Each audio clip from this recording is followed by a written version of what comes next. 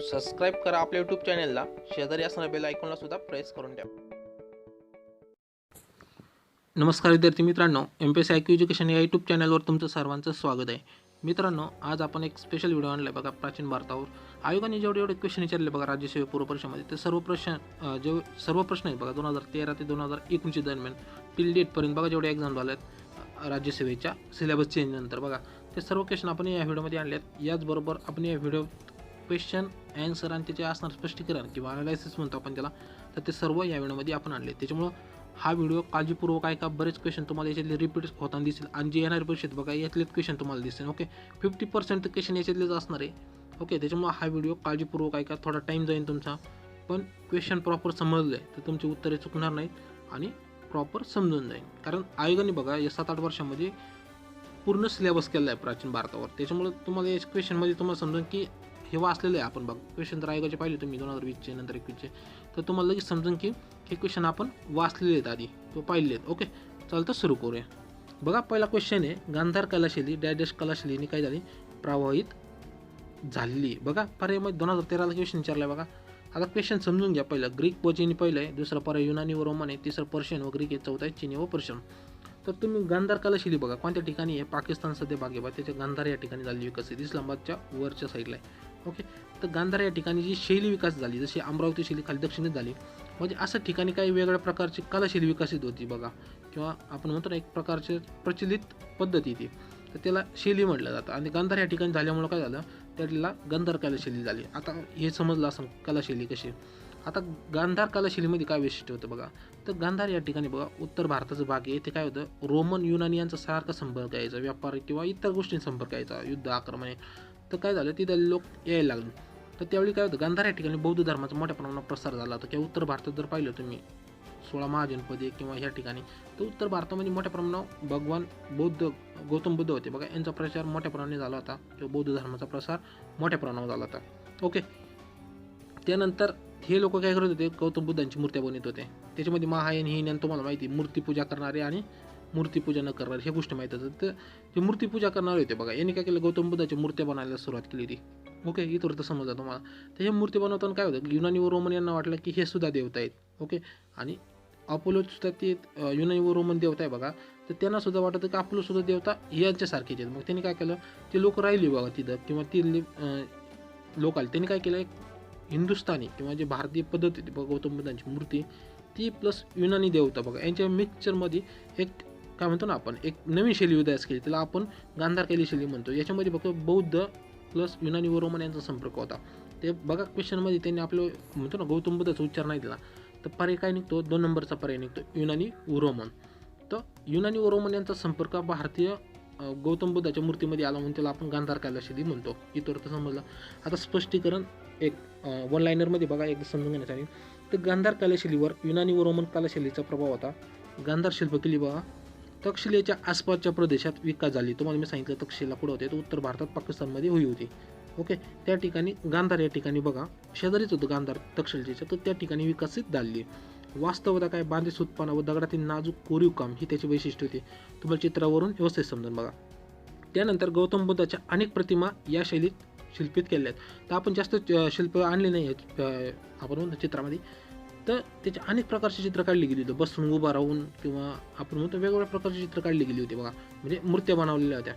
तर या शैली होत्या त्या अशा मूर्त्या काढल्या म्हणून याला काय झालं की गांधार कलाशैली म्हणून नाव दिलं गेलं. तर बघा ही पद्धत कधी झाली, साधारणतः डॉक्युमेंटरी पाहिलं तर 1000 वर्षापूर्वी निर्माण झाली असं म्हटलं जातं. पण ॲक्च्युली कसं आहे, ज्यावेळी गौतम बुद्ध जन्मले बघा, एक्सपायर झाल्यानंतर त्यांच्या अनेक प्रकारच्या मूर्ती निर्माण झाल्या 600-700च्या शतकामध्ये, इसवी सन पूर्व 600-500च्या शतकामध्ये. तर त्या काळामध्ये ही कलाशैली काय झाली, गांधार या ठिकाणी विकसित होत गेली. ओके, त्यानंतरच्या काळामध्ये, आणि ते प्रसार विविध ठिकाणी झाला, आशिया खंडात झाला, ग्रीक झाला, बौद्ध या ठिकाणी म्हणतो ना वरच्या जी पूर्व भारत आहे बघा किंवा मध्य आशियामध्ये, ह्या ठिकाणी या गांधार शैलीचा मोठ्या प्रमाणावर विकसित झाला. तर लक्षात ठेवा याच्यामध्ये 3 पॉईंट आहेत, युनानी व रोमन. हे लक्षात ठेवा, गांधार शैलीमध्ये यांचं मिक्सचर आहे, युनानी, रोमन व भारतीय पद्धत. ओके, नंतर गांधार शैली कोणत्या ठिकाणी झाली, तर गांधार या ठिकाणी झाली, जे तक्षशिलेच्या शेजारी. ओके, हे लक्षात ठेवा. आणि त्याचं काम कसं होतं, तर अपोलो या देवतेशी मिक्सचर असल्यामुळे काय झालं, ते गांधार शैलीला नाव दिलं गेलेलं आहे, मिक्सचर आहे ते. त्यानंतर दुसरा क्वेश्चन पहा, नद्या व त्यांच्या वैदिक नावाच्या जोड्या लावायला दिलेला आहे. हा 2013ला क्वेश्चन विचारला बघा. तर बघा याच्यातले काही क्वेश्चन तुम्हाला पाठ असतील किंवा नसतील, पण सोपे आहेत बघा लक्षात ठेवण्यासाठी. जर ट्रिक तुम्हाला माहीत असेल तर तुम्ही ती ट्रिकद्वारे सुद्धा लक्षात ठेवू शकता. ओके, तर आपण बघू अ गटात काय सरस्वती आहे, परुष्णी आहे, अस्किनी आहे आणि विस्तता आहे. दुसऱ्या ब गटामध्ये चिनाब, झेलम, सरस्वती आणि रावी आपल्या जोड्या लावायला दिले. तर एक चार्ट आहे बघा तुम्हाला इथं समजलं आहे. हे काय वैदिक कल्चरचा मॅप आहे बघा, आणि हा आता करंटचा मॅप आहे. तुम्ही लक्षात बघितलं बरेच सिंधू नदी इथे आहे, नंतर बिस्तवा इथे आहे, अश्किनी, परुष्णी आणि श्रुश्रुती. ओके, अशा प्रकारची नावं आहे. श्रुश्रुती म्हणजे सरस्वती नाव आहे, तर ती सध्या लुप्त झालेली. तर बघा सरस्वती बघा हे सोपं देण्यात त्याला सरस्वती म्हणत होते. सरस्वती म्हणजे अला काय 3 नंबरचा पर्याय जोडा. जे आपल्याला प्रॉपर आन्सर माहिती नाही मित्रांनो ते पहिलं जोडवायचा प्रयत्न करायचा. जे असं 50-50 माहिती ना ते क्वेश्चनच्या नादी नाही लागायचं, आधी परफेक्ट क्वेश्चनच्या नादी लागायचं. जेणेकरून काय होतं, जे आपल्याला जे एक तर उत्तराकडून आपलं जे प्रॉपर आन्सर माहिती त्याच्याकडून जाणं आहे, तर जे चुकीचं आहे ते आधी ओळखा. असे 2 प्रकारे तुम्ही जाऊ शकता. चुकीच्याकडून तर तुम्ही गेले तर लवकर सुटण्याची शक्यता जास्त आहे. ओके, पण तुमचं जर प्रॉपर ध्यानात आहे, समजा सरस्वतीला सरस्वती म्हणतात, अला 3 आहे, तर अ मध्ये 2 प्रकारचे बघा, 2 आणि 3 पर्याय नका बघू, तर 2 आणि 3 आहे तुम्हाला समजलं असेल. त्यानंतर बघा परुष्णी बघा, परुष्णीचं जर मॅपमध्ये तुम्ही व्यवस्थित पाहिलं, परुष्णी कोणते तर रावीचं नाव ठिकाणी सरस्वतीच्या वर आहे बघा इथं. ओके, परुष्णी नाव आहे, ते रावीचं नाव आहे बघा. ओके, या ठिकाणी सतलज होती पण ती नाही, आता दिसत नाही लुप्त झाल्यामुळे आता करंटमध्ये, पण त्यावेळी वैदिकमध्ये बघा सरस्वती नाव होतं. ओके, तर ते आता बघा परुष्णीला काय म्हटलं जातं, रावी म्हटलं जातं. बला 4 नंबर बघा पुढे, तर इथं 3 गेला, हा 4 निघाला. आता पर्याय तर ओके निघले, 3 नंबरचा पर्याय निघतो. आता इतर तर तुम्हाला पाठ असं नसतं तरी जमतं. तर अश्किनीला काय म्हणतात, चिनाब म्हणतात. ओके, सॉरी एक मिनिट, अश्किनीला चिनाब म्हणतात. नंतर बिस्तवाला झेलम म्हटलं जातं. लक्षात ठेवायचं. तर पर्याय नंबर 3 आहे.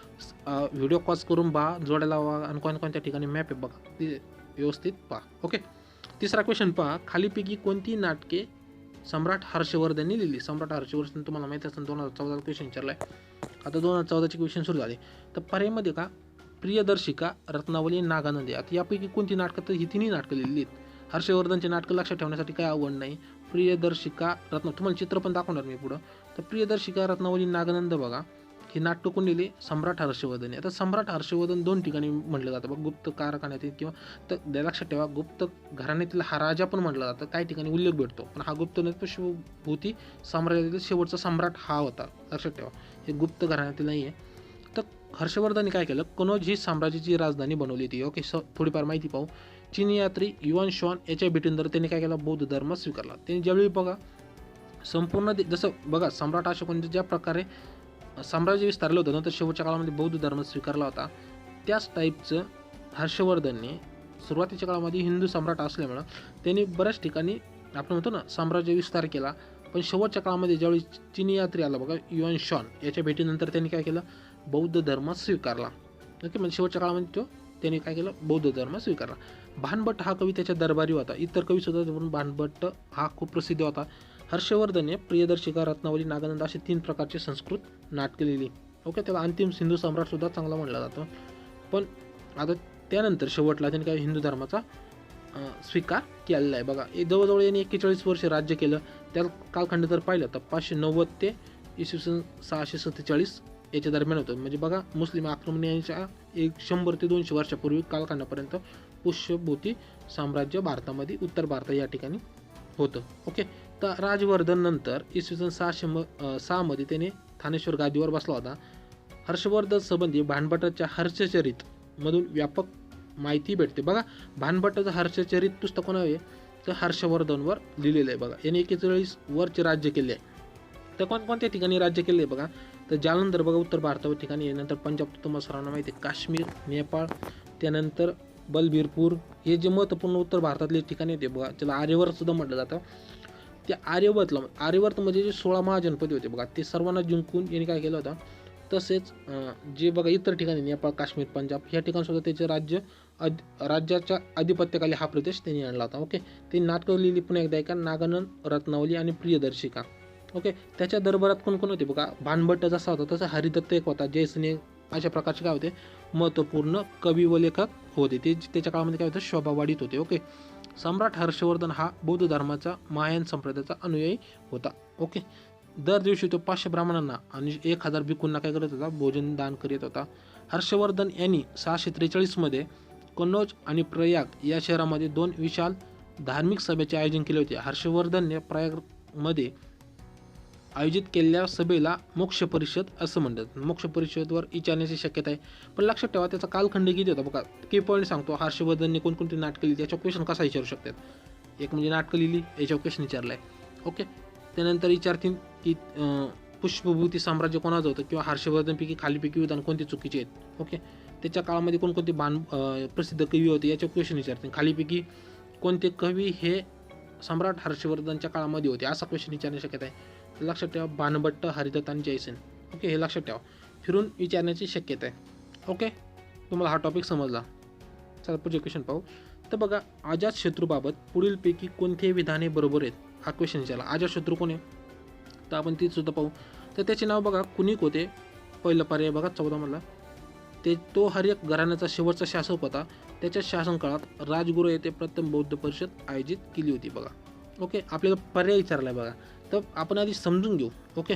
तर त्याचे नाव कुणिक का होते किंवा तो हर्यक घराण्याचा शेवटचा शासक, नंतर त्याने बौद्ध परिषद आयोजित केली होती किंवा त्याने लिच्छवी राजाला मगधमध्ये विलीन केले होते. ड नंबरचं. तर आता पर्याय बघू. अजातशत्रूचा कार्यकाळ बघा. एक मॅप आहे बघा भारताचा. त्यात बघा एवढ्या याच्यामध्ये त्याचं साम्राज्य होतं पुष्पभूती साम्राज्य. ओके. त्याचा चित्र पण आहे समोर. अजातशत्रूचा कार्यकाळ बघा इसवी सन पूर्व कालखंडात 493 ते 460 हा होता. मगधवंशी सम्राट होता. बिंबिसारचा पुत्र होता. ओके. नंतर भगवान महावीर आणि गौतम बुद्धाच्या समकालीन राज्य होता. ओके. म्हणजे जे मौर्य साम्राज्य आलं त्याच्या आधी हा अजातशत्रू हा होता. ओके. लक्षात ठेवा. त्यानंतर त्याच्या राजवटीत बघा 554 ते 527 किंवा 443 ते 462 अशी कालमर्यादा त्याची आहे. त्याने काय केलं होतं, वडिलांना विरोध करून म्हणजे वडिलांना ताब्यात करून किंवा जेलमध्ये टाकून त्याने काय केलं, राज्य जिंकलं होतं. त्याने लिच्छवीचे राज्य होते बघा, हे काय केलं, वज्जीकडून युद्ध करून काय केलं, जिंकलं होतं. आणि वैशालीला काय केलं होतं, प्रजासत्ताक जिंकलं होतं बघा. बिहारमधलं जे भाग आहे तर त्या ठिकाणी वैशालीला प्रजासत्ताक करून जिंकलं होतं. म्हणजे लिच्छवीला काय केलं तिने, त्या राज्यामध्ये विलीन केलं होतं. हे समजलं असेल तुम्हाला. नंतर बौद्ध साहित्यात आणि जैन साहित्यात त्याला कुणिक किंवा कुणी अशा नावाने अजातशत्रूचा ओळख होते. आता की पण तुम्हाला प्रश्न स्पष्टीकरणामध्ये सापडले. एक म्हणजे काय, कुणिक नाव होतं. दुसरं म्हणजे वडिलांना तिने जेलमध्ये टाकून साम्राज्य गेलं होतं. तिसरं म्हणजे लिच्छवीचे राज्य जिंकलं होतं वज्जीकडून. तर बघा पहिलं कुणिक त्याचं नाव होतं. ओके. नंतर तो हर्यकरांचा शेवटचा शासक होता. शेवटचा शासक नव्हता, हे चुकीचं आहे. त्याच्या शासनकाळात राजगुरू येथे प्रथम बौद्ध परिषद आयोजित केली होती. तर हे पण बरोबर आहे. त्यानंतर त्याने लिच्छवी राजाला मगध राज्यामध्ये विलीन केलं होतं. तर प्रॉपर तुम्हाला अ आणि ड माहिती बघा. आता अ आणि ड असणारे किती पर्याय आहेत बघा, याच्यामध्ये फक्त 2च, 1 आणि 2 नंबरचं आहे. पण बचं बघा, तो हर्यक घराण्याचा शेवटचा शासक नव्हता, म्हणजे हे चुकीचं आहे. म्हणजे अ आणि तुम्ही जर पाहिलं तर ड हे बरोबर निघते. आता क तुम्हाला कदाचित माहीत नसेल, ते 4 जर तुम्ही समजला ते बौद्ध संगीती किती वेळा झाले तर 4-5 प्रकारचे झाले, ते लक्षात पाहिजे तुम्हाला. ओके. तर त्याच्या काळामध्ये प्रथम बौद्ध परिषद आयोजित केली. नंतर त्याच्या काळामध्ये प्रथम झाली, नंतर सम्राट अशोकाच्या काळामध्ये झाली होती, नंतर इतर बौद्ध शासकाच्यामध्ये झाली होती. आता बघा प्रॉपर समजलं असेल तुम्हाला. त्याचं नाव कुणिक सुद्धा होतं. त्यांनी काशी वैशालीला मगध शहरामध्ये जोडलं. 32 वर्ष मगधवर राज्य केलं. ओके. हा दुसरा हर्यक घराण्याचा दुसरा राज्य होता, शेवटचा नव्हता, लक्षात ठेवा. तर अजातशत्रूबरोबर की पॉईंट काय आहेत. ओके. तर कुणिक विचारतील कोणत्या राजाचं नाव कुणिक होतं, हा असा क्वेश्चन विचारण्याची शक्यता आहे. कुणी प्रथम बौद्ध संगीताचे आयोजन केलं होतं, हे पण विचारतील. ओके. कुणी 493 ते 460च्या काळामध्ये मगधवर राज्य केलं, हे विचारण्याची शक्यता आहे. बौद्ध साहित्यामध्ये कोणाला कुणी म्हटलंय ते पण असं विचारण्याची शक्यता आहे, का अजातशत्रूला म्हटलंय. ओके. तर हे की पॉईंट आहेत, लक्षात ठेवा. त्यानंतर बघा पुढचा क्वेश्चन. आता क्वेश्चन बघा, हा एकदम इंटरेस्टिंग क्वेश्चन आहे बघा समजण्यासाठी. तर बघा आधी सुरुवातीच्या आपण प्रॉपर तुम्हाला सांगणार चित्राद्वारे कसा क्वेश्चन आहे. ओके. तर बघा क्वेश्चन पहा, 2015ला विचारलेला. अगदी सुरुवातीची संस्कृती नाटके ज्यांनी लिहिली, म्हणजे सुरुवातीच्या काळात जी संस्कृत नाटके कोण लिहिली, अशा व्यक्ती लिहिली बघा. ती ताडपत्रावर लिहिलेली हस्तलिखित तुकड्याच्या स्वरूपात खरे तर आहेत. व आश्चर्याची गोष्ट म्हणजे ती गोबीच्या वाळवंटात सीमेवरील तुर्फान या ठिकाणी सापडली. प्राचीन भारतातील हा कोण लेखक आहे. क्वेश्चन समजून घ्या. म्हणजे सुरुवातीच्या काळात ज्यांनी संस्कृत नाटके लिहिली बघा, संस्कृत नाटके याच्यापासून सुरुवात झाली, ती ताडपत्रावर लिहिली. ताडपत्र म्हणजे बघा एक तुम्हाला ताडपत्र चित्र दाखवणार आहे बघा. एक कागद टाईपच ताडपासून बनलेलं बघा, त्याच्यावर लिहिलेलं असायचे, ते खराब होत नसत. तर ती त्या लिहिलं का ते प्रसार करण्यासाठी वापरत होतं बघा. इथं बाणभट्ट महाकवी बघा कालिदासच्या हातात दिलं आहे तुम्हाला, त्या टाईपचं होतं. ओके, कालिदास नाही याचं उत्तर. तर लक्षात ठेवा, ती गोबीच्या वाळवंटात सीमेवरील तुर्फान या ठिकाणी, जे चायनामधला भाग आहे बघा तुर्फान, गोबीच्या वाळवंटातील त्या ठिकाणी सापडले. ते कोण असा लेखक होता ज्यांनी अशी लिहिली? पर्यायमध्ये बघा, पहिलं कालिदास आहे, दुसरं भास आहे, तिसरं अश्वघोष आहे, चौथं आहे विशाखदत्त. तर याचं उत्तर आहे मित्रांनो ते 3 नंबरचं अश्वघोष. तर बघा खाली बघा एक चार्ट आहे अश्वघोष, त्याची रचना बघा हिंदीमध्ये. तर बुद्धचरितम, सौंदर्य नंदम, शरीरपुत्र प्रकरम, नंतर राष्ट्रपालन नाटकम, हे जे महत्त्वपूर्ण होते बघा, ही नाटकं अश्वघोष यांनी लिहिली आहेत बघा. तर तुम्ही पाहिलं तो गोबीचं वाळवंट बघा, समोर चार्ट आहे तुम्हाला, इथं गोबीचं वाळवंट आहे चायनामध्ये, भारत इथं हिमालय, नंतर गोबीचं वाळवंट जे चायनामध्ये बघा तुर्कमेनिस्तान, आणि वर मंगोल साईडला आहे बघा. ओके, तर बघा अश्वघोष बघा, अश्वघोष हा सांकेतमध्ये जन्म हा उत्तरमध्ये झाला आहे, उत्तर भारत आहे बघा, तिथे झालं आहे.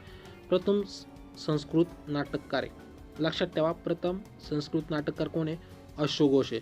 कालिदासच्या अगोदर जर कोणी असा लेखक कवी होता की ज्यांनी नाटकं लिहिली तर कोण होता? हा अश्वघोष होता. त्याच्यानंतर का अश्वघोष नंतर कोण झाला? हा कालिदास झाला, महाकवी कालिदास म्हटलं जातं त्याला. ओके, यांचे लिखाण म्हणजे संस्कृतमधले आहे, ते दोघांचे लिखाण कशामध्ये? संस्कृतमध्ये. तर अश्वघोषचे लिखाण आहे बघा बुद्धचरित, ओके, संस्कृतमध्ये, नंतर महालकारा, त्यानंतर सौंदर्यानंदा, इकडं पण 4-5 आहे, राष्ट्रपालन कट्टम, अशा प्रकारचे त्यांनी लिखाण केली. तुम्हाला प्रॉपर समजलं. आता याचं उत्तर काय होतं? अश्वघोष. त्यानंतर कालिदास बघा, कालिदासचा जन्म हा इसवी सन AD मध्ये बघा 4थ्या शतकात झाला, मृत्यू 5व्या शतकामध्ये झाला, गुप्त साम्राज्यात होता, येशू ख्रिस्तानंतरच्या काळामध्ये. तर बघा कालिदासने लिखाण कशाचं केलं आहे बघा, ते 6 नाटकं लिहिली आहे जवळजवळ. मेघदूत एक आहे, नंतर रघुवंश आहे, नंतर अभिज्ञान शकुंतलम आहे, चौथं कुमार संभवा, नंतर मालिकवा गृहमित्रम आहे, नंतर विक्रमवर्ष्य, हे काय होतं? विक्रम आणि वर्षी अशी यांची कहाणी ती. ओके, हे संस्कृतमधले महान लेखक व कवी होते, कोण? अश्वघोष आणि कालिदास. तर कालिदासची नाटकं लक्षात ठेवा, मेघदूत, रघुवंशम, मालकावित्रम, नंतर विक्रमवर्षी, हे नाटकं विचारण्याची शक्यता आहे कोणी लिहिली म्हणून. ओके, आणि अश्वघोषने कोणती लिहिली? बुद्धचरिता, महालकारा, आणि सौंदर्यनाथा, आणि राष्ट्रपालन कट्टम. ओके, तर मग ओके, आता तुम्हाला समोर चित्र आहे बघा, तरफान कुठे? क्वेश्चन समजून घ्या. अगदी सुरुवातीच्या काळात संस्कृत नाटके कुठे लिहिली?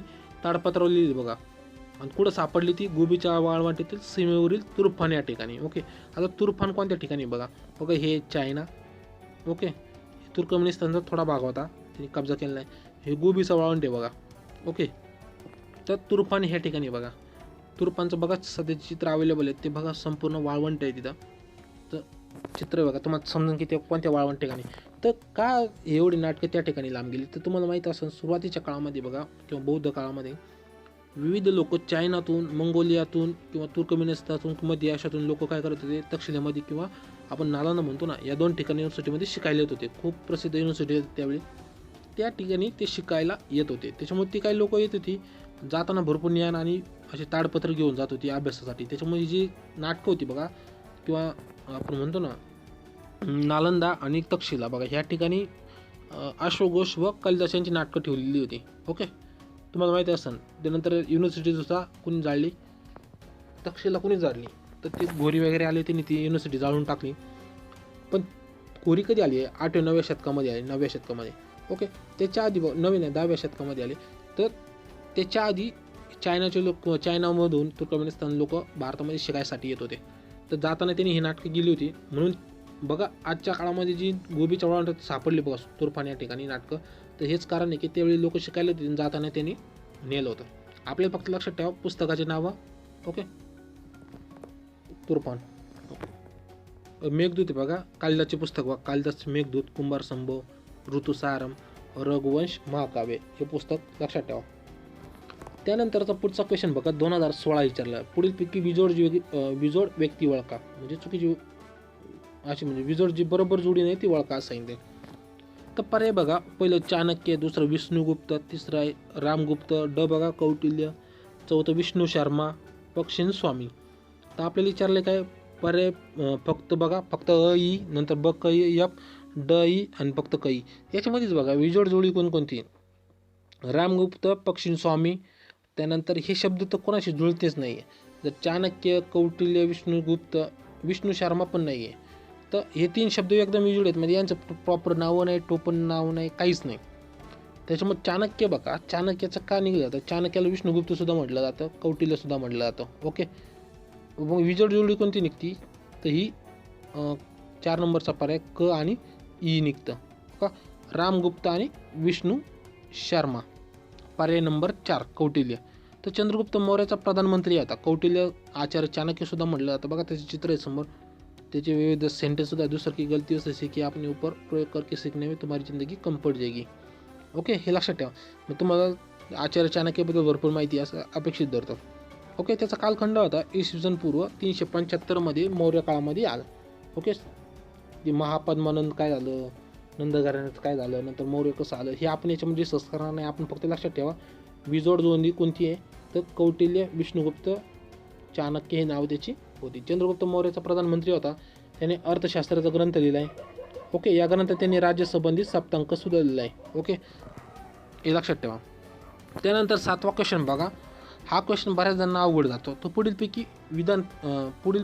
2 विधानापैकी कोणते योग्य आहे. क्वेश्चन पुन्हा एकदा समजून घ्या. 7वा, पुढील 2 विधानापैकी कोणते योग्य विधान आहे. योग्य विचारले 2016ला. अ बघा, आधुनिक मनुष्य इओसिन कालखंडात जन्माला आला. ब बघा, डायनोसॉर क्रिस्टेशियस कालावधीत नाहीसे झाले. ओके, आपले विचारले योग्य विधान. तर तुम्ही जर पाहिलं असेल तर आधुनिक मनुष्य आहे बघा, इओसिन काळात जन्माला नाही आला.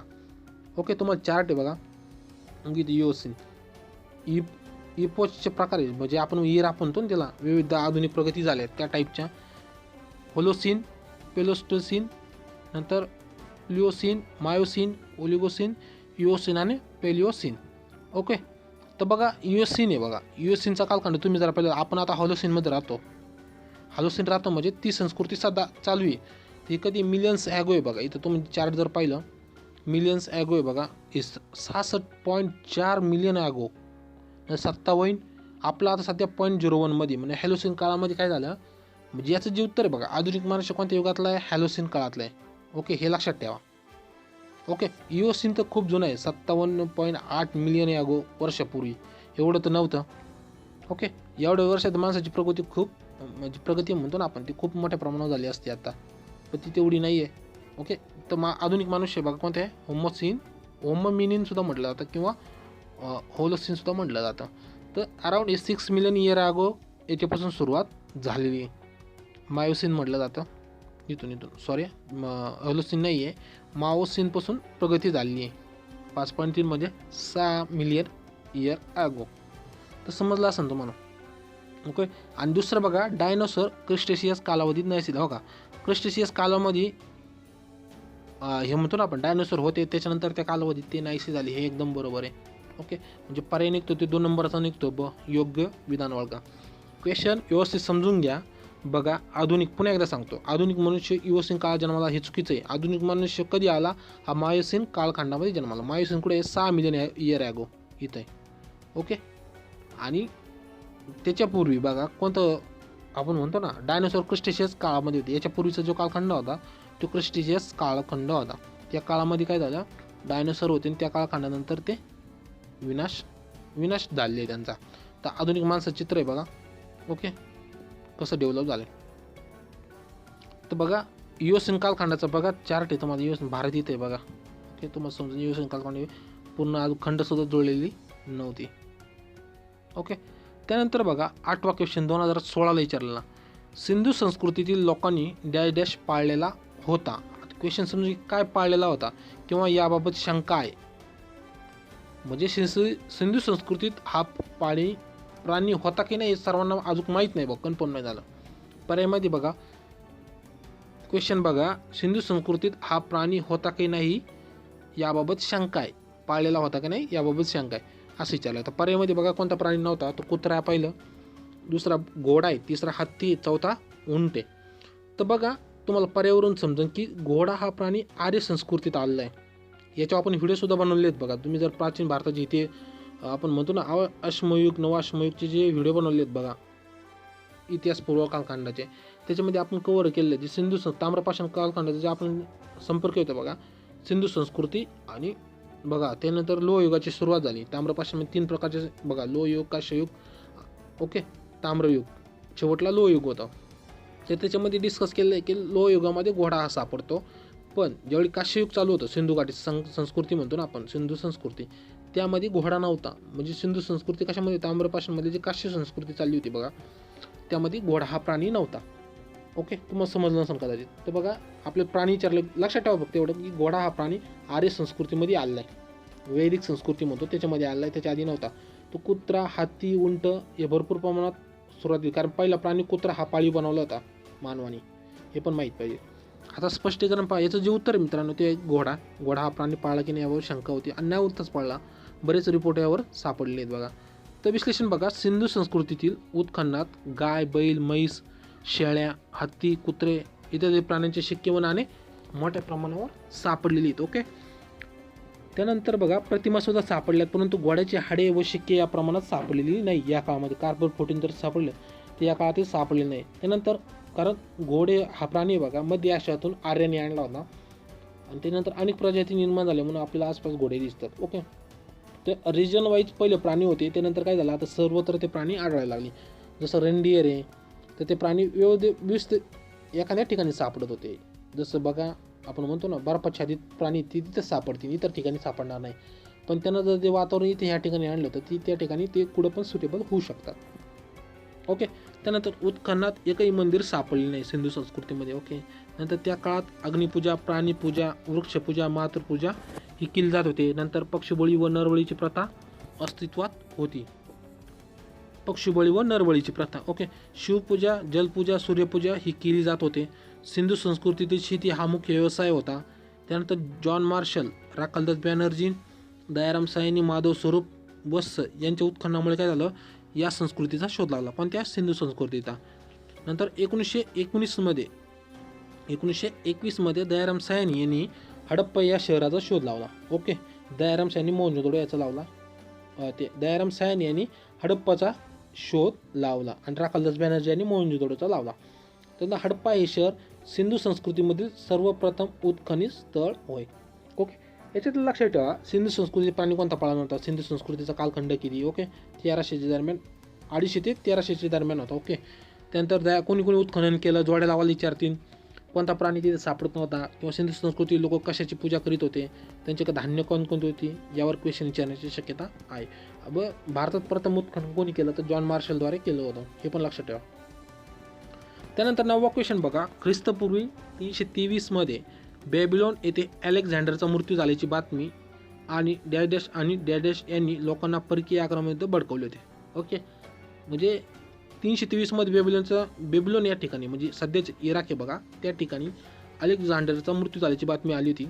त्यावेळी कोणी भारतात लोकांना परकीय आक्रमणाविरुद्ध भडकवलं होतं. पर्यायामध्ये बघा, चंद्रगुप्त व चाणक्य, दुसरा अशोक व बिंदुसार, तिसरं चंद्रगुप्त बिंबिसार आणि चौथा आहे अशोक व राधागुप्त. अशोकाने हे त्यावेळी नव्हते, चंद्रगुप्त होता. तर बिंबिसार त्याच्या वडिलांचं नाव होतं, चंद्रगुप्ताच्या मुलाचं नाव बिंदुसार होतं. बिंबिसार हर्यवंशाचा राजा होता. ओके, बिंदुसार चंद्रगुप्तच्या मुलाचं नाव होतं, हे लक्षात ठेवा. आणि बिंदुसारच्या पोराचं नाव काय, अशोक, तिष्या आणि सुशीम, हे अशी 3 नाव होते, हे लक्षात ठेवा फक्त. ओके, तर पर्याय कोणता निघतो, 1 नंबरचं, चंद्रगुप्त आणि चाणक्य यांनी भडकवलं होतं बेबिलॉन या ठिकाणी अलेक्झांडरचा मृत्यू झाल्यानंतर. ओके, आता स्पष्टीकरण पहा, मौर्य साम्राज्याचा संस्थापक चंद्रगुप्त होता. चंद्रगुप्त हा जैन धर्माचा अन्य होता. चंद्रगुप्ताच्या आयुष्यातील उत्तर काळात कर्नाटकातील श्रवणबेळगोळा येथे त्यांनी शेवटचा काळ व्यतीत केला. कोणी, चंद्रगुप्ताने सेल्युकस निकेटरचा प्रभाव केला. ओके, नंतर मेगस्थित हा सेल्युकस निकेटरचा राजदूत त्याच्या दरबारात आला. हेलेना सुद्धा काय होतं, सेल्युकस निकेटरची पोरगी होती बघा, तर ती या ठिकाणी आपण म्हणतो ना बिंदुसारला दिली होती. ओके, लक्षात ठेवा, कधी चंद्रगुप्ताने जेव्हा सेल्युकस निकेटरचा पराभव केला त्यावेळी बघा त्यांच्यामध्ये ट्रीटी ठरली होती की तुझी मुलगी मला द्यायची. आणि त्याच्यामुळे काय होतं, त्याचा फायदा असा झाला की एकमेकावरती आक्रमणं करत नव्हती, म्हणून हेलेना नाव होतं तिचं, लक्षात ठेवा. ओके, त्यानंतर मेगस्थित हा सेल्युकस निकेटरचा राजदूत त्याच्या दरबारी होता. मेगस्थितचं पुस्तक आहे बघा, फेमस आहे.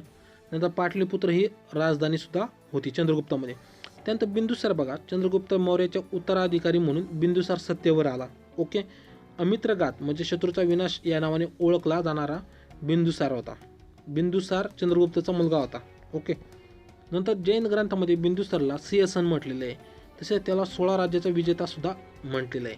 ओके, आता बिंदुसारच्या मुलाचं नाव बघा, ते आहे सम्राट अशोक, तिष्य आणि सुशीम नाव होते. ओके, वेगवेगळे नाव आहेत वेगवेगळ्या पुस्तकामध्ये, पण हे लक्षात ठेवा.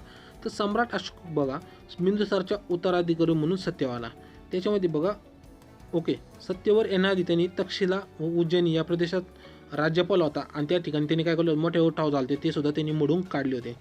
त्याला अशोक वर्धन सुद्धा म्हटलं जातं. त्यांनी बौद्ध धर्माची शेवटास शिक्षा घेतली कलिंग विजयानंतर.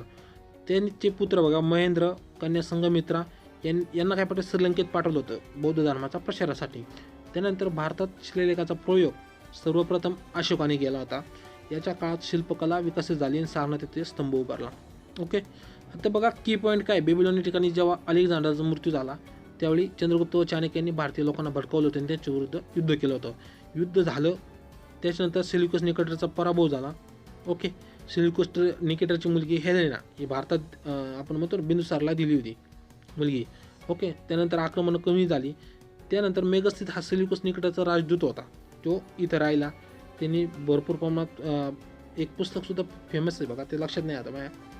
ओके, ते पुस्तक त्यांनी लिहिलेलं आहे बघा. त्यांनी संपूर्ण काय म्हणतो ना आपण कौटिल्य नाही त्याचं पुस्तक, अर्थशास्त्राचं चाणक्याने लिहिलेलं आहे. ओके, ते पुस्तक आठवत नाही, मी तुम्हाला कमेंट करून नक्की सांगाल.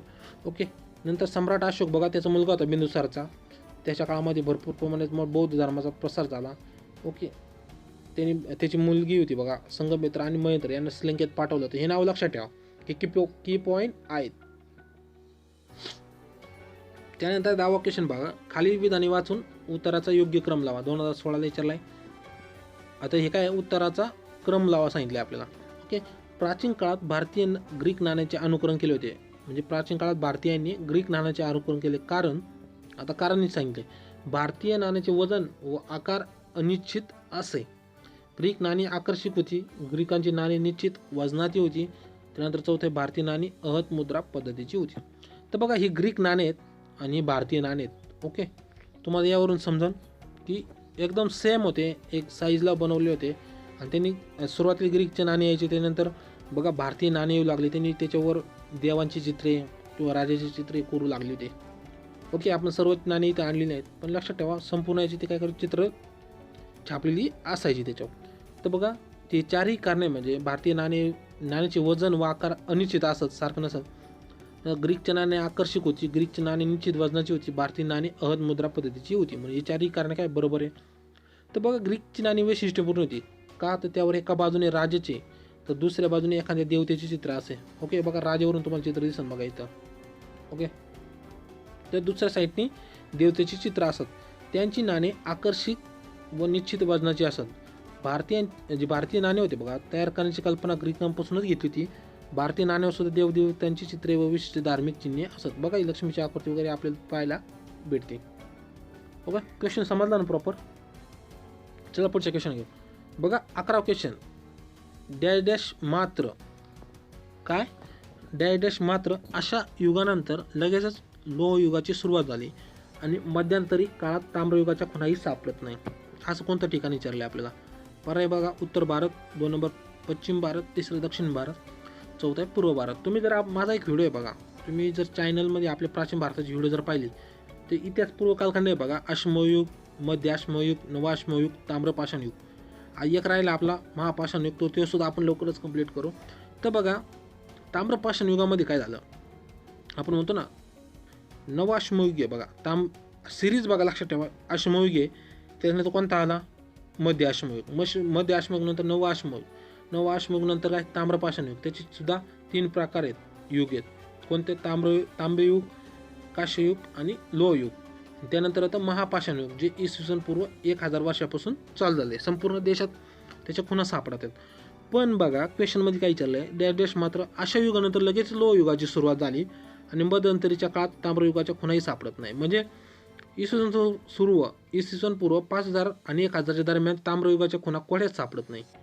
असं कोणतं ठिकाण आहे, तर ते कोणत्या ठिकाणी, तर हे दक्षिण भारतात सापडत नाहीत. कारण नवपाषाण युगानंतर बघा डायरेक्ट महापाषाणचा कालखंड सापडतो, याच्यामध्ये ताम्रपाषाण युग सापडतच नाही दक्षिण भारताचं. असं मी एक ठिकाण, कारण महापाषाणमध्ये काय होतं, मोठमोठी दगड आहे बघा, यापासून मूर्त्या किंवा मंदिरं किंवा डायरेक्ट काय सुरू झाली, कोणत्याच किंवा म्हणतो मिक्सचर धातू वापरले नाही याने, डायरेक्ट दगडापासूनच सर्व बनवायचे. ओके, म्हणून त्याला काय म्हणलं झालं, महापाषाण युगाला दक्षिण भारतामध्ये डायरेक्ट सुरुवात झालेली आहे.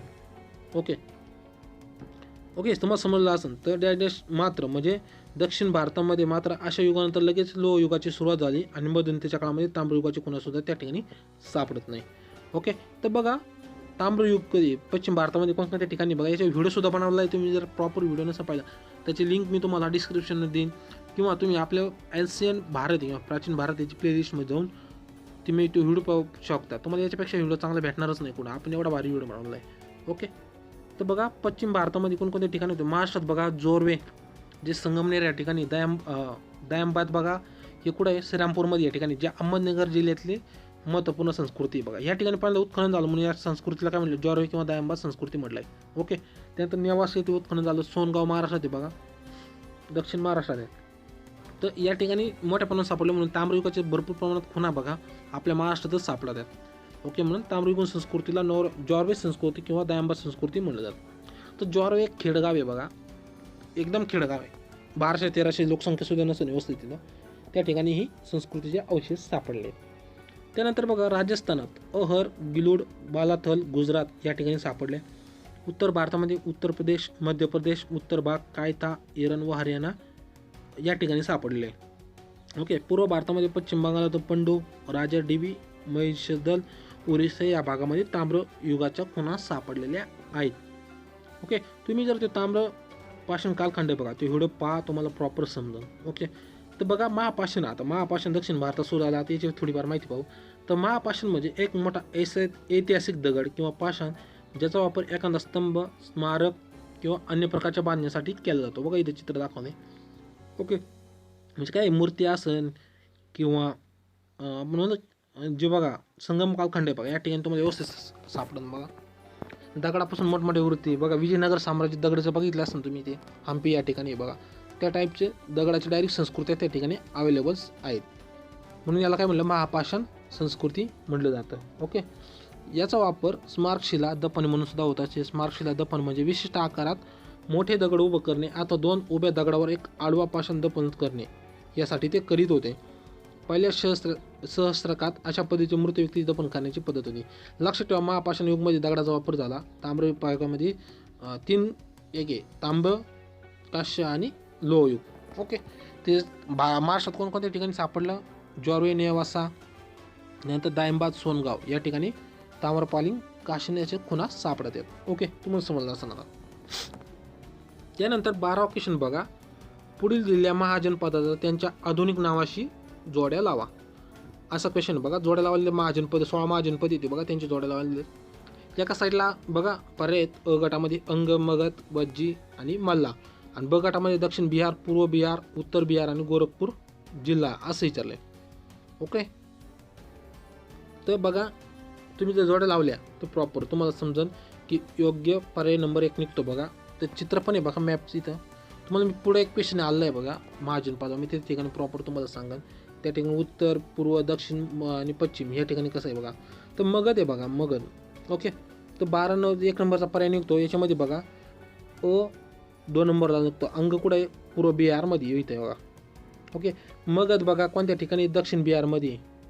ओके, बिहारच्या दक्षिणेला आहे. त्यानंतर वज्जी बघा हे उत्तर बिहारमध्ये इथे. ओके, तुम्हाला ओके, त्यानंतर मल्ला बघा गोरखपूर जिल्हा UP मधला, काय मल्ला इथं. ओके, तर तुम्हाला जोड्या लावता आलं पाहिजे. तर ध्यानात ठेवा, पूर्वेला कोणते अंग आहे, उत्तरेला कोणते वज्जी आहे, दक्षिणेला मगध आहे. बिहारचं विचारलं आहे इथं, बिहारच्या कोणत्या जिल्ह्याच्या साईडला आहे. ओके, आणि बिहारच्या पूर्वेला म्हणजे उत्तर प्रदेशमध्ये गोरखपूर आहे, त्या ठिकाणी काय सापडतं आपल्याला, मल्ल सापडतं. ओके, पर्याय नंबर 1. तर बघा आता आपण स्पष्टीकरण पाहू. महाजनपदे बघा, बौद्ध ग्रंथात अंगुत्तर निकाय व जैन ग्रंथात भगवती सूत्र यामध्ये 16 महाजनपदाचा उल्लेख भेटतो. 16 महाजनपदेमध्ये 16 मोठाले राज्य होते. ओके, ते महाजन म्हणलं जातं, जनपद म्हणजे राज्य होते. ओके, त्यानंतर इसवी सन पूर्व 6व्या शतकाच्या सुरुवातीला उत्तर भारतात अनेक राज्यांचा जनपद म्हणून महाजनपद म्हणून अशा राज्यांचा उदय झाला. आता बघू 16 राज्य कोणकोणते आहेत. तर बघा काशी आधुनिक नाव त्याला बनारस म्हटलं जातं. 2 नंबरला कोसल आहे बघा, लखनौ या ठिकाणी आहे. राजा प्रसेनजीत हा राज्य करीत होता. त्यानंतर बघा मल्लय गोरखपूर या ठिकाणी, कुशीनगर बौद्धगर या ठिकाणी बघा. वश्य बघा अल्हाबाद आहे, आता प्रयागराज म्हटलं जातं. उदयन हा पराक्रमी राजा होता. चेदी बघा कानपूर या ठिकाणी राजधानी होती त्याची सुदितवती. कुरु बघा दिल्ली या ठिकाणी म्हटलं जातं, कुरुवंश म्हटलं जातं, राजधानी इंद्रप्रस्थ होती. पांचाळ बघा रोहिलखंड, राजधानी अई क्षेत्र. त्यानंतर मत्स्य जयपूर, राजधानी विटानगर. शूरसेन मधुरा या ठिकाणी. नंतर अशमक या औरंगाबाद आहे सध्या दक्षिण भारतातील एकमेव महाजनपद आहे अशमक. त्यानंतर अवंती बघा उज्जैन या ठिकाणी 11वं. त्यानंतर 12वं इकडं बघा अंग, जे आता म्हणतो ना बिहारच्या पूर्व साईडला सध्या बांगलादेश या ठिकाणी. ओके, पूर्व बिहार म्हटलं जातं. बिंबिसारने हे राज्य मगधात विलीन केले होते. त्यानंतर मगध सर्वात मोठं होतं, दक्षिण बिहार या ठिकाणी होतं. राजगृह ही राजधानी होती त्याची. उरुज्जी बघा उत्तर बिहार, राजधानी जी लिच्छवी होती. ओके, नंतर गांधार बघा लिच्छवीचे राज्य अजातशत्रूंनी काय केलं होतं, आपल्या राज्यामध्ये मगधमध्ये शासक होता त्यावेळी त्यांनी आपले कब्जा करून घेतला होता. ओके, कुणिकसुद्धा म्हटलं होतं. त्यानंतर गांधार पेशावर या ठिकाणी तक्षशिला हे राज्य होतं. कंबोज बघा राजपूत हे जनपद घोड्यासाठी प्रसिद्ध होतं. असे 16 प्रकारचे राज्य आहेत बघा. आपण याच्यावर दुसरा एक क्वेश्चन आला आहे, त्या ठिकाणी व्यवस्थित चर्चा करू. ओके, त्यानंतर बघा सिंधू संस्कृतीतील शोधकर्ते व त्यांनी शोधलेली नगरे कोणकोणती बघा. ओके, याच्या आधी बघा आपल्या सिंधू संस्कृतीत कोणता प्राणी आढळत नव्हता हा क्वेश्चन विचारला होता. आता इथे त्यांनी काय विचारला पुढच्या वर्षी की सिंधू संस्कृतीत शोधकर्ते व शोधलेली नगरे. आपल्याला अवघड क्वेश्चन विचारला नाही, त्याने एकदम सोपं विचारला आहे. ओके, तर एक साईडला अ गटामध्ये हडप्पा, मोहनजोदडो, चौहदडो, लोथल हे नावं दिलेत. ब गटामध्ये राखालदास बॅनर्जी, रंगनाथ राव, दयाराम सायनी, गोपाल मुजुमदार. ओके, तर आपण पहिल्या क्वेश्चनमध्ये डिस्कस केलं होतं बघा. हडप्पा कोणीच केलं होतं, दयाराम सायनी केलं होतं. म्हणजे अचं तारीख 3 नंबर बघा. ओके, 3 नंबर जर पाहिलं तर त्याचा पर्याय एकच नाही तो, कारण 3 नंबर मध्ये एकच आहे. मोहनजोदडो कोणी केलं, राखालदास बॅनर्जी यांनी. ओके, बाकीचे नाही आले तरी तुम्हाला लक्षात राहील. चौहदडो कोणी केलं, ते केलंय गोपालदास मुजुमदार यांनी. लोथल कोणी केलं, लोथल यांनी रंगदास राव यांनी केलं. ओके, तर स्पष्टीकरण बघा आपल्याला दिलेलं आहे. ओके, तर हडप्पा संस्कृती बघा मुद्रा हे होत्या बघा अशा प्रकार. अजून एक क्वेश्चन आहे हडप्पा संस्कृतीचा, आपण पुढे पाहणार आहे. हडप्पा संस्कृतीचा बघा 2600 ते 1900 BC मध्ये मॅच्युअर फेज होती उत्तर भारतामध्ये. ओके, सप्तसिंधूच्या प्रदेशामध्ये. तर हडप्पा बघा कोणत्या नदीकाठी वसली होती, रावी. दयाराम सायनी शोधलं, पाकिस्तानमधील मोंटेमेरिया जिल्हा आहे. मोहनजोदडो सिंधू संस्कृती, राखालदास बॅनर्जी शेतकर्ते होते. नंतर सिंध प्रांतातील लरकाना जिल्हा होता. चौहदडो सिंधू या ठिकाणी सिंध प्रांत होते, ते कोण शोधलं, गोपाल मुजुमदार यांनी. लोथल कोण शोधलं, भोगवा या ठिकाणी बघा नदी, रंगनाथराव यांनी शोधलं, अहमदाबाद जिल्हा. नंतर कालीबंगन ओके पन्हार ठिकाणी बीबी लाल यांनी शोधलं, राजस्थानमध्ये हनुमानगड हे. नंतर रंगपूर मादर रंगराव यांनी शोधलं, गुजरातमधील काठीवाड. नंतर अलमगीरपूर हिंदडण यज्ञ दत्त शर्मा यांनी शोधलं, मिरठ जिल्हा. त्यानंतर बनमाली रंगोई रवींद्रविष्ट हिसार जिल्हा. ओके, तर ही जोड्या हाचा क्वेश्चन आपल्याला विचारला. आधी काय विचारलं, कोणता प्राणी नाही, याच्यामध्ये काय विचारलं आपल्याला, आता जोड्या लावायला विचारलं. ओके, तर पुढच्या वेळी आपण क्वेश्चन बघू 2018 मध्ये कसा विचारला होता. ओके, त्याच्यामध्ये तुम्हाला सांगाल. ओके, तर बघा पुढचा क्वेश्चन आहे महाजनपदे व त्यांची राज्य. बघा क्वेश्चन डबल फिरून येते वेगवेगळ्या पद्धतीने. तर क्वेश्चन बघा हे जर प्रॉपर तुम्ही जर व्यवस्थित हा व्हिडिओ जर पाहिला तर तुम्हाला सर्व क्वेश्चन डबल दिसेल. हा व्हिडिओ बरेचसा तुमचा 50 ते 60% प्राचीन भारताचा इतिहास कंप्लीट करतो बघा. ओके, महाजनपदे व राज्य बघा एका साईडला बघा चार्ट दिलाय, राज्य दिलेली आहेत बघा, दुसऱ्या साईडला कोण राजा काम करीत होता बघा. ओके, याच्या आधी तुम्हाला मी चार्ट दाखवला होता बघा हा. ओके, राजा परिशिन बघा 16 महाजनपदे, राजे प्रसेनजीत गौतम. हा चार्ट बघा डबल पुन्हा विचारलेला आहे. तर बघा क्वेश्चन महाजनपदे व राज्य बघा, कोसल मगध वश्य अवंती, दुसऱ्या साईडला बिंबिसार प्रज्योत प्रसेनजीत आणि उदय. हा तुझं ओके डायरेक्ट आन्सर घेऊ आपण 2 नंबरचा पर्याय. तर अचं बघा तिसरं आहे, कोसल कोणाचं होतं, प्रसेनजीत राज्य करीत होता. मगध कोणाचं राज्य होतं, ते कोण राज्य करीत होता, तर बिंबिसार होता. बिंबिसार नंतर बिंदुसार, मौर्य शासक, अशोक हे सर्व त्याच्यामध्ये आले. क मध्ये वश्य बघा. ओके, वश्य कोण राज्य करीत होतं, तर उदयनराजे राज्य करीत होता. नंतर ड बघा अवंती. ओके, अवंती कोण राज्य करीत होता? तर ते प्रज्योत राज्य करीत होता. तो ध्यानात कोसल कोण? प्रसेनजित. मगध कोण? बिंबिसार. वैश्य कोण? कसं? उदयन. नंतर अवंतीचं कोण? प्रज्योत. ओके, लक्षात ठेवा. तर समोर तुम्हाला मॅप सुद्धा आहे बघा राज्यांचा. ओके, त्यानंतर बघा इथं दिलं आहे विश्लेषण स्पष्टीकरण. योग्य पर्याय 2 नंबरचा आहे. कोसल बघा, हे कोसल राज्य कसं होते? हे महाजनपद नेपाळ व उत्तर प्रदेशात काही भागात होते. सांकेत ही त्याची राजधानी होती. श्रावस्ती व कुशवती हे प्रसिद्ध नगरे होती. येथील राजा प्रसेनजित हा गौतम बुद्धाच्या समकालीन होता. त्यानंतर मगध बघा, बिंबिसार येथे बघा हर्यक वंश, नंतर मौर्य वंश.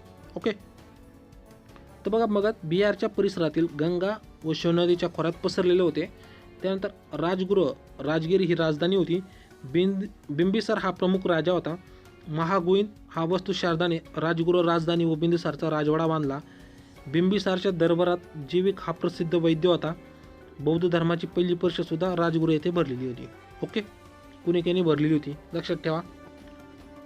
कोण? अजातशत्रू यांनी पहिली बौद्ध परिषद भरली, दुसरी अशोकाने भरली होती. ओके, असे 4 परिषदा भरल्या होत्या.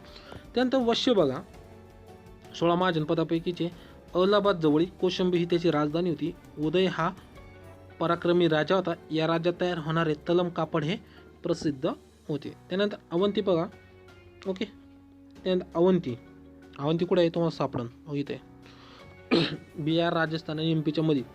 तर या ठिकाणी बघा प्रज्योत हा महत्त्वपूर्ण राजा होऊन गेला. आजच्या मध्य प्रदेशातील उज्जैनी हे त्याची राजधानी होती. प्रमुख व्यापारी केंद्र होते. हे राज्य नंतर मगधमध्ये विलीन झालं. ओके, तर एक क्वेश्चन डबल होते बघा. त्यानंतर बघा सिंधू संस्कृती क्वेश्चन पुन्हा विचारलेला आहे. तर आता इथे क्वेश्चन कसा फिरून विचारला बघा. पहिलं घोडा होता का नाही विचारलंय. ओके, नंतर जोड्या लावाला काय विचारलं आपल्याला? कोणी उत्खनन केलं असं क्वेश्चन विचारला होता. आता बघा सिंधू संस्कृतीत दगडा विचारलाय. मुद्रा कशा म्हणजे मुद्रा होत्या त्या कशापासून बनल्या होत्या? तर बघा खालीपैकी कोणता मृदू दगड हा सिंधू संस्कृतीतील मुद्रा बनवण्यासाठी वापरत येत होता? पर्याय बघा हेमेटाईट, दुसरं मॅग्नेटाईट, तिसरं लिमोनाईट, चौथं आहे स्टिटाईट.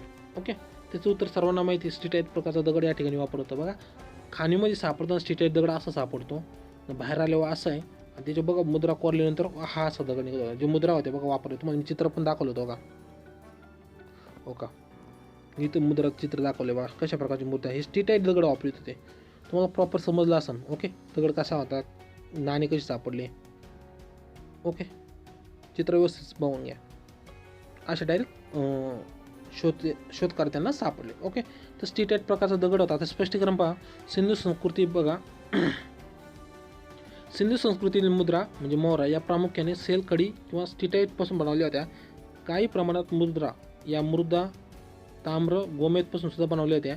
या मुद्रांचा आकार गोलाकार, अंडाकार व आयताकार, वर्गाकार असला तरी वर्गाकार मुद्रा ह्या वर्ग ओके मुद्रा लोकप्रिय होत्या. नंतर मोहनजोदडो येथे पक्षपती शिवाची मुद्रा आहे बघा ती सापडली होती. पक्षपतीची कुठे सापडली? मोहनजोदडो या ठिकाणी. काय मुद्रामध्ये सिंधू लिखित अंकी सुद्धा होत्या. ओके, घोड्याच्या ठिकाणी बघा ती लिपी कोणालाच कळली नाही अजून. ओके, तर लक्षात ठेवा जे दगड जे मुद्रा बनवत होत्या त्या कोणत्या दगडापासून होत्या? स्टिटाईट दगडापासून. शहाबादी फरचीवानी दिसते. ओके, त्यानंतरचा क्वेश्चन बघा. खालीपैकी कोणत्या बौद्ध ग्रंथात 16 महाजनपदाचा उल्लेख सापडतो? ओके, तर पर्याय बघा अंगुत्तर निकाय, दुसरं प्रजापारमिता सूत्र, तिसरं नीतिशास्त्र, चौथं दीर्घ निकाय. तर याचं उत्तर मित्रांनो अंगुत्तर निकाय. तर बघा आपण बघितलं असून याच्या आधी एक क्वेश्चन पाहिलं होता बघा बौद्ध ग्रंथाचा, तुम्हाला दाखवतो. तर बघा इथं बौद्ध ग्रंथाचा उल्लेख जो महाजनपद आहे बघा याच्यामध्ये कोणकोणत्या पुस्तकात उल्लेख सापडतो? एक म्हणजे बौद्ध ग्रंथाचा अंगुत्तर निकाय एक ग्रंथ आहे बघा, फेवरेट ग्रंथ आहे त्यांचा. नंतर जैन ग्रंथाचा कोणता? भगवती सूत्र. यामध्ये 16 महाजनपदाचा उल्लेख सापडतो. ओके, तुम्हाला या चार्टवरून तुम्हाला उत्तर सापडून जाईल. ओके, येऊ पुन्हा प्रॉब्लेम. तर खालीपैकी कोणत्या बौद्ध ग्रंथात 16 महाजनपदाचा उल्लेख सापडतो? कोणत्या? अंगुत्तर निकाय. तर पुस्तक बघा आधुनिक पुस्तक त्याला असं एडिशन केलं आहे, त्याच्यामध्ये बौद्धांचे विचार आहेत. ओके, तर अंगुत्तर निकाय हा बौद्ध धर्माचं पुस्तक आहे बघा. इसवी सन 6व्या शतकात गंगा यमुनेच्या खोऱ्यामध्ये किंवा बिहार लोखंडी नांगराचा उपयोग झाल्याने ते अवशेष सापडले बघा. अंगुत्तर निकायमध्ये काय सांगते? उत्तर वैदिक काळामध्ये जनपद आता महाजनपदमध्ये रूपांतरित झाल्याची माहिती बौद्ध ग्रंथात अंगुत्तर निकाय व जैन ग्रंथ भगवती सूत्र यामध्ये माहिती भेटते. नंतर या 16 महाजनपदामध्ये मगध, कोसल व श्रावंती हे शक्तिशाली होते. काही महाजनपदामध्ये श्रेष्ठ व जबाबदार नागरिकांची एक गणपरिषद असे राज्यातील सर्वोच्च अधिकारी गणपरिषदेकडे होते. आपण मंत्रिमंडळ म्हणतो त्याला. ओके. दीर्घ निकाय बघा. तर दीर्घ निकाय म्हणजे अंगुत्तर निकाय आणि दीर्घ निकाय. दीर्घ निकाय हे बौद्ध ग्रंथाचे त्रिपिटकमधील सुत्तपिटकाचा प्रथम निकाय आहे. पाली भाषेतील लांबलचक बौद्ध ग्रंथसूत्राचे यात संकलन केले आहे. पाली भाषेत दीर्घ दिग म्हणजे दीर्घ. ओके. त्यामुळे त्याला दीर्घ काय नाव पडले. त्यानंतर बघा प्रजापारमी सूत्र हे के ओके. ते 4थ्या बौद्ध परिषदेत बौद्ध धर्माचे हीनयान व महायान यामध्ये विभागले गेला. त्यातील महायान संप्रदाय प्रज्ञा पारमित्रा सूत्र म्हणजे द परफेक्शन ऑफ विजडम असे त्यांनी सांगितले. लक्षात एवढंच ठेवा की कोणत्या ग्रंथामध्ये उल्लेख भेटतो, अंगुत्तर निकायमध्ये. ओके. त्यानंतर पुढचा क्वेश्चन बघा, संगम साहित्य विचारलेलं आहे. आता दक्षिण भारतात क्वेश्चन विचारला आहे. तर पुढीलपैकी संगम साहित्यातील कोण कवी होते जे ओळखा. संगम साहित्य म्हणजे कोण, चोल, पांडे, चेर हे जे साहित्य होते बघा, हे जे राज्य होते तर यांच्यामध्ये संगम बघा विशिष्ट भाषावाले होते. यांच्यामध्ये एक काही कॉमन कवी झाले ते प्रत्येकात त्यांच्या राज्यामध्ये ते फेमस झाले बघा. ओके. जे केरळ आहे बघा, चेरल म्हटलं जातं. चोल तामिळनाडूला. ओके. पांड्य सुद्धा त्यातलाच भाग आहे. तर इथं बघा पर्याय नंबर 4 अ ब क ड. तर हे चारही होते. तोलकापियर, ओलुवर, इल्गो, अडिगल आणि सीतालाई सुतनूर हे चारही प्रकारचे कवी संगम साहित्यामध्ये होते. तर बघा संगम साहित्य बघा इसवी सन पूर्व 500 ते इसवी सन 500च्या दरम्यान राहिले होते. त्यानंतर संगम साहित्याची माहिती समकालीन साहित्याच्या रचनेतून भेटते बघा. तोलकापियर ग्रंथ, तोलकापियम व्याकरण ग्रंथ आहे बघा. वलुवर कुरल ग्रंथ आहे, तमिळ साहित्याचा आधार ग्रंथ आहे. ओके. इल्गो अडिगल शिलापथीकरम नाव होतं ग्रंथाचं. नंतर नक्कीरम तिरुमरुका त्रिपदे. नंतर नेडगल वाड. ओके. नंतर परिपांडव लिहिलं तमिळ साहित्याचा प्रथम संगम ग्रंथ आहे. संगम युगातील 5 महाकाव्य होते. शिल्पाधिकारम, मणिमेखला, जीवनचिंतामणी, वलयपती, कुंडलकेशी. ओके. संगम साहित्य किंवा संगम संस्कृती दक्षिणेतील चोल, चेर, पांडे यांच्या संस्कृतीतून आली. तर हे चारही नावं लक्षात ठेवा. 2-4 वेळा असले तरी लक्षात राहून जाईल. कोणत्या ठिकाणी होती, दक्षिण भारतामध्ये होती, ज्या ठिकाणी आता चोल, चेर, पांडे या नावाने सुद्धा प्रसिद्ध आहे. संगम कोण आहेत, संगम राज्य, त्यावरून संगम साहित्य निर्माण झालं. ओके. त्यानंतर 2018चा क्वेश्चन पहा. पुढीलपैकी कोणत्या गुप्त राजाने महेंद्रादित्य ही पदवी घेतली. महेंद्रादित्य पदवी कोणी घेतली बघा. तर पर्याय बघा. पहिले दुसरा चंद्रगुप्त, समुद्रगुप्त दुसरा, तिसरा कुमारगुप्त, चौथा स्कंदगुप्त. तर बघा जे महेंद्रादित्य पदवी होती ही कोणी घेतली, कुमारगुप्त यांनी घेतली. पर्याय नंबर 3 मध्ये बघा. चंद्रगुप्त विक्रमादित्य नाव सुद्धा होतं. ओके. गुप्तवंश राजवट अशी होती. ओके. बघा कार्यकाळ हा इसवी सन 414 ते 455च्या दरम्यान होता. तो कुमारगुप्त चित्र आहे बघा. कुमारगुप्त फायटिंग विथ लायन अशा प्रकारची नाणी त्याच्यामध्ये होती. तर बघा अनंत देवी याच्याशी लग्न झालं होतं. ओके. आईचं नाव होतं दुर्वादेवी. ओके. चंद्रगुप्त द्वितीय फादरचं नाव होतं. ओके. हे लक्षात ठेवा. म्हणजे दुसरा चंद्रगुप्त कोणाचं नाव होतं, त्याच्या वडिलांचं नाव हे होतं. कुमारगुप्त नाव ध्यानात ठेवा. महेंद्रादित्य कोणाचं नाव होतं, तर कुमारगुप्त यांचं नाव होतं. ओके. त्यानंतर पुढचा क्वेश्चन बघा. राज्यसेवा 2018ला विचारला आहे. योग्य जोडे लावा. एका साईडला तक्ष्ण, दुसऱ्याला भागदुगे, क्षत्रिय आणि चौथं विधाता, दुसऱ्याला सुतार, कर वसूल करणारा, राजा, खाजगी कारभारी, पुरुष आणि स्त्रियांचा भागीत कायदेमंडळ. ओके. हे जे शब्द आहेत बघा, आपण म्हणतो ना प्राचीन भाषेतील काही शब्द आहे बघा, ते काय वर्क करीत होते बघा, तर त्याच्याशी रिलेटेड आहे. तर बघा याच्यावर आपण सेपरेट व्हिडिओ आणू. ते शब्द बघा महत्त्वपूर्ण. प्राचीन भारतातील शब्द कोणते, मध्य म्हणतो ना आपण, म्हणतो मध्य इतिहासातील शब्द कोणते. जसं बघा प्राचीन भारत म्हणतो, मध्ययुगीन भारत, आधुनिक भारताचे शब्द कोणते. तर हे आधुनिक भारतामध्ये इंग्रजांचे जे शब्द होते त्याच्या विचारलेले आहेत बघा. तर प्राचीन भारतामधले बघा हे शब्द त्याच्याशी रिलेटेड. याचं जे आन्सर आहे बघा मित्रांनो, हे 3 नंबरचं निघतं. तर पाहू आपण जोडे लावून. अ बघा तक्षणचं किती, 3 नंबरचं. राजाची खाजगी अधिकारी, राजाचा जो खाजगी अधिकारी त्याला तक्षक म्हणत होते. त्यानंतर ओके, त्यानंतर ब बघा भागदूक. ओके, भागदूक कशाला आहे, कर वसूल करणारा म्हणत होते. नंतर क्षत्री बघा, तो राजाचा खाजगी अधिकारी होता. आणि विधाता हा पुरुष आणि स्त्रिया भाग घेत असलेलं कायदेमंडळ होतं. ओके, विधाता म्हटलं जात होतं. डोळे लाव. ओके, ते व्हिडिओ कॉच करून पहा नक्की. त्यानंतर पुढचा क्वेश्चन बघा 2018लाच विचारला आहे. आता हे ताम्रपाषाण युग विचारलं बघा, याच्यावर आपण सेपरेट व्हिडिओ बनवला आहे. तुम्हाला त्याची डिस्क्रिप्शनमध्ये लिंक देईन, तो व्हिडिओ पहा तरच हा क्वेश्चन तुम्हाला सुटणार आहे. ओके, तर बघा खाली विधानांचा विचार करा, योग्य उत्तराचा क्रम लावा विचारला. योग्य उत्तरांचा पर्याय निवडा. अविधान बघा, महाराष्ट्रातील जॉर्वे, नेवासा, दयाम्बाद, चांडोली, सोनगाव, इनामगाव, प्रकाशी, नाशिक इत्यादी ठिकाणी ताम्रपाषाणकालीन युगीन संस्कृतीचे अवशेष मिळाले. दुसरं बघा, राजस्थानमध्ये आहार, गिलूड, मध्य प्रदेश माळवा, कायथा, हिरण इत्यादी ठिकाणी ताम्रपाषाण काळातील संस्कृतीचे अवशेष मिळाले. तर बघा चालकोलिथिक हे सुद्धा म्हटलं जातं ताम्रपाषाण कशाला. तर हा क्वेश्चन आधी बघा एकदा पाहिला आहे, तुम्हाला दाखवतो मी. एक मिनिट.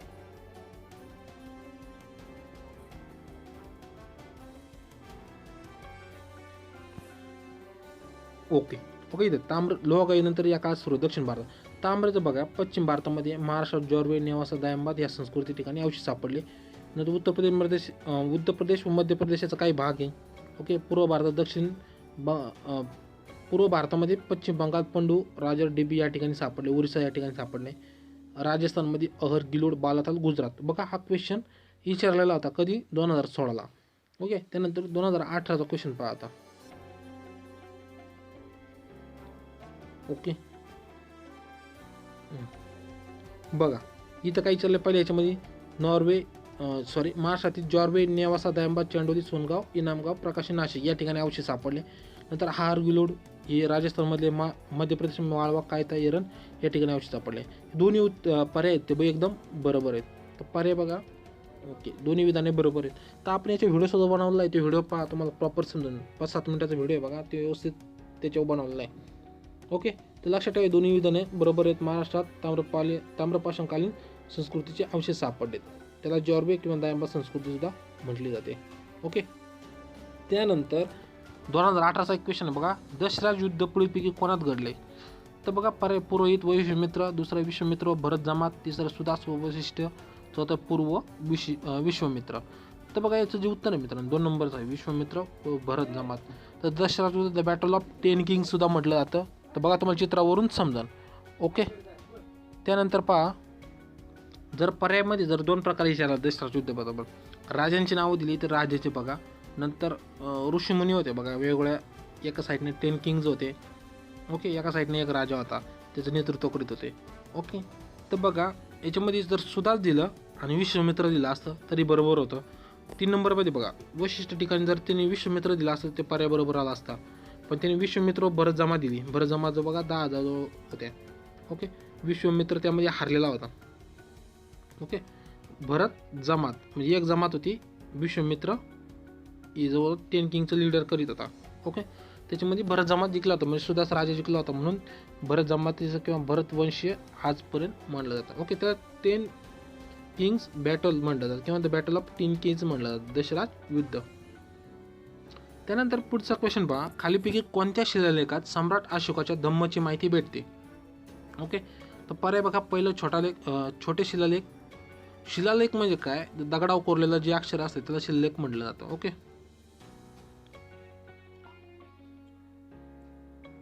दगडावर किंवा गुहेत जे कोरलेले असतात त्यांना शिलालेख म्हणतात.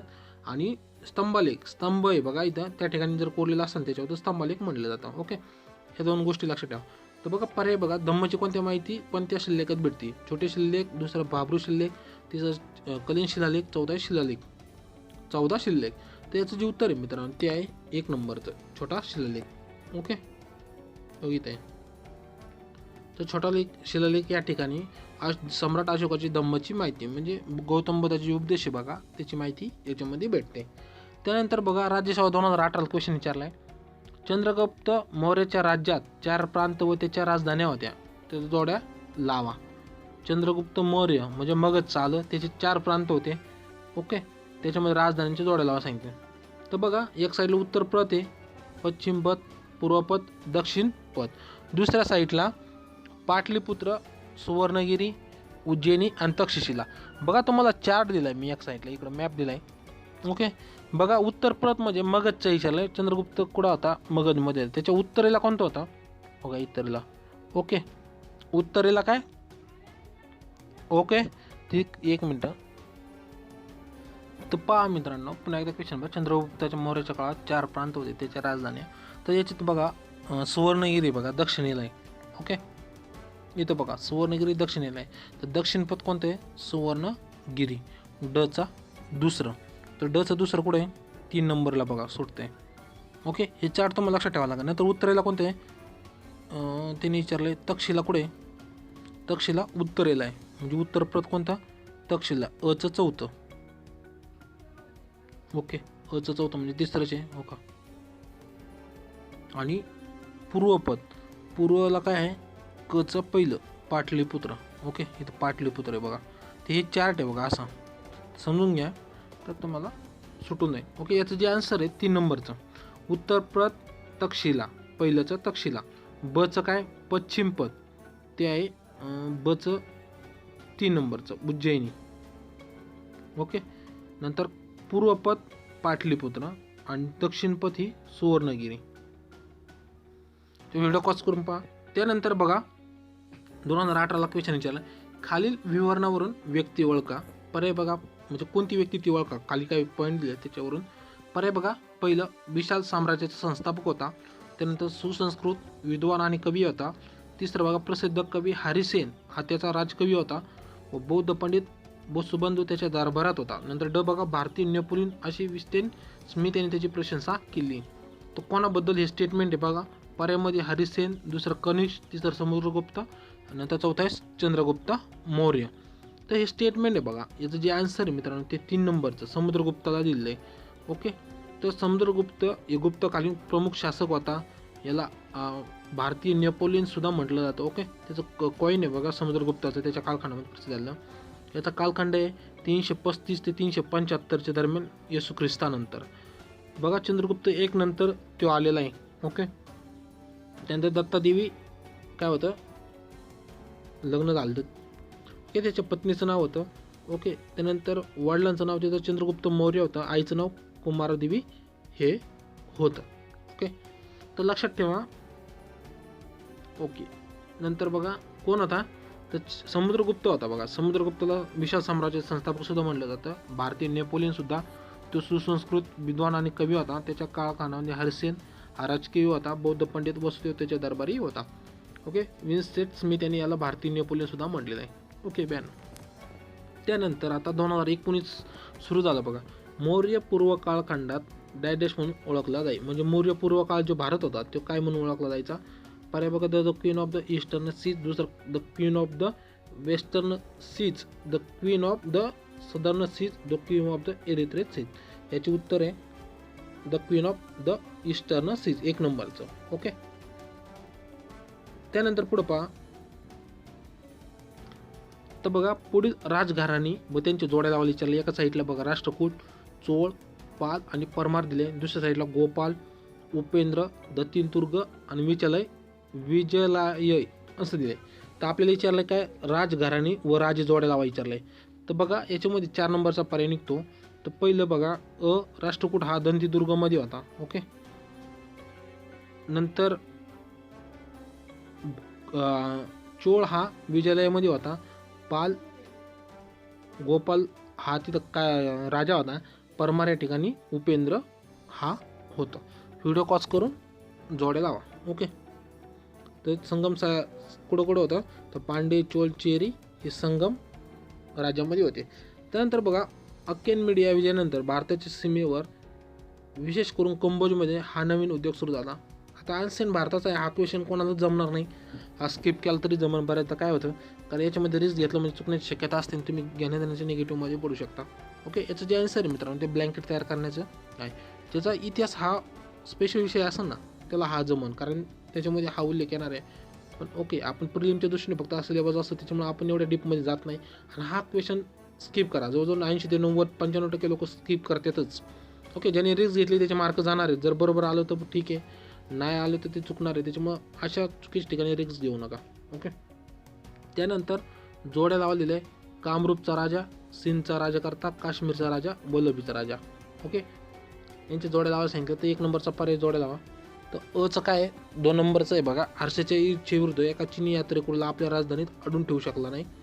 सिंधचा राजा बघा, म्हणजे त्यावेळी हर्षचे राज्य किती पॉवरफुल होते यावरून समजा.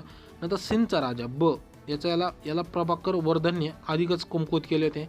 त्यानंतर काश्मीरचा राजा क, 4 नंबर, कनौजच्या सम्राटाच्या सैन्यासमोरून एकदा पळून गेला होता, परंतु त्याच्या मुलीशीच विवाह केला. ओके, ड बघा, वल्लभीचा राजा, याच्यामध्ये नाही, वल्लभीचा राजा हा कनौज सम्राटाच्या सैन्यातून पळून गेला होता युद्धाच्या वेळी आणि त्याच्यानंतर त्याच्या मुलीशीच लग्न केलं. नंतर क चा बघा, काश्मीरचा राजा, याला हर्षला दाताचा अवशेष देण्यात भाग पडले होते. ओके, युद्धामध्ये हारल्यानंतर देण्यात पडलं. व्हिडिओ पॉज करून जोड्या लावा. त्यानंतर बघा, हा वैदिक संस्कृतीच्या रिलेटेड क्वेश्चन आहे. खालीपैकी कोणत्या विद्वान स्त्रिया ऋग्वेद काळाशी संबंधित होत्या? ओके, म्हणजे अशा कोणत्या स्त्रिया होत्या ज्या ऋग्वेदामध्ये त्याचा उच्चार किंवा उल्लेख भेटतो. याच्यामध्ये पर्याय बघा, हा सुद्धा क्वेश्चन कोणाला येण्याची शक्यता आहे, त्याच्यामुळे असे क्वेश्चन स्किप करा. तर बघा, विश्ववारा, दुसरं अपला, तिसरं लोपामुद्रा, चौथं आहे घोषा. ओके, तर याचं उत्तर निघतं ते 4 नंबर निघतं वरील सर्व. या सर्व स्त्रिया काय ऋग्वेद काळाशी संबंधित होत्या. ऋग्वेद काळातील स्त्रिया कशा होत्या या चित्राद्वारे तुम्हाला समजा. ओके, तर मित्रांनो, आज आपण जो प्राचीन भारताचा इतिहास पाहिला, प्राचीन भारताचा इतिहास आहे बघा, त्याच्यावर जेवढे आयोगाने क्वेश्चन विचारले बघा 2013 ते 19च्या काळामध्ये, म्हणजे 7 वर्ष जेवढे क्वेश्चन विचारले होते बघा प्राचीन भारत. तुम्ही जर पाहिलं तर बघा, सिंधू संस्कृतीवर फिक्स क्वेश्चन एक असतो. ओके, मगधवर एक फिक्स क्वेश्चन असतो. त्यानंतर जे इतिहास पूर्व कालखंड आहे, जेव्हा अश्मयुग म्हणतो, त्याच्यावर एक फिक्स क्वेश्चन असतो. त्यानंतर गुप्त कालखंड आहे बघा, याच्यावर एक फिक्स क्वेश्चन असतो. ओके, हर्षवर्धन. ओके, नंतर कुनिक बिनिक, हर्यवंश, याच्यावर क्वेश्चन विचारले आहेत बघा. हे फिक्स पॉईंट आहेत. जेवढे 7-8 क्वेश्चन येते बघा, त्याच्यापैकी 5-6 क्वेश्चन तर याच्यावरच असतात. त्याच्यामुळे हे जे की पॉईंट सांगितले बघा, पहिलं म्हणजे अश्मयुग कालखंड पाठ करून जा, सिंधू संस्कृती पाठ करून जा, नंतर वैदिक संस्कृती पाठ करून जा. ओके, नंतर आपण म्हणतो ना 16 महाजनपदे पाठ करा, नंतर मौर्य कालखंड पाठ करा, नंतर गुप्त कालखंड पाठ करा. ओके, लिच्छवी ते नका केलं तर म्हणून संगम साहित्य थोडं वाचलं तर वाचलं, तेवढं वाचून द्या. नंतर बौद्ध ग्रंथ, जैन ग्रंथ कोणकोणते ते एकदा वाचून जा. एवढं जरी वाचलं तुम्हाला 6 पैकी 4-5 क्वेश्चन तरी येतील. जसं ओके, एखादा अर्धा क्वेश्चन ते येणार नाही, कारण काही क्वेश्चन अवघड असतात, ते स्किप केलेलेच बरं. ओके, जरी विचारलं तर प्राचीन भारतातून मध्ययुगीन भारत एवढा जास्त काही फोकस करू नका, कारण मॉडर्न हिस्ट्री जास्तीत जास्त क्वेश्चन असतात बघा, याच्यावर जास्त फोकस करा. मध्ययुगीन भारतावर क्वचित 1 किंवा 2 क्वेश्चन विचारले जातात. त्याच्यामुळे मध्ययुगीन भारताचं पुस्तक सतत कधी घेऊन हिंडू नका. त्याच्यावर कधी काय होतं, काही क्वेश्चन, एखादा क्वेश्चन जर एखाद्या विषयावर जर विचारला असेल ना, तर ते त्या क्वेश्चनसाठी ते पूर्ण पुस्तक वाचण्यात काही अर्थ नाही. तर त्याचे जे नोट्स असतात बघा, ते नोट्स जे म्हणतो ना 3-4 पेजचे नोट्स असतात बघा, त्या नोट्सचा हाताळा. जर आला तर आलं, बरोबर नाही तर सोडून द्या, कारण अशा क्वेश्चनवर रिस्क नका घेऊ. ज्या ठिकाणी जास्त क्वेश्चन आहेत ते विषय पक्के करा. प्राचीन भारतातसुद्धा 5-6 क्वेश्चन येतात बघा. ओके, तर 5-6 क्वेश्चनपैकी 4-5 क्वेश्चन असे फिक्स पॉईंट पाठ करा, जेणेकरून तुमची चुकणार नाही. आणि म्हणतो ना आपलं आधुनिक भारत पूर्ण पाठ करून टाका. ओके, तर अशा प्रकारे इतिहासाची स्ट्रॅटेजी ठेवा, जेणेकरून तुमचे चुकणार नाही.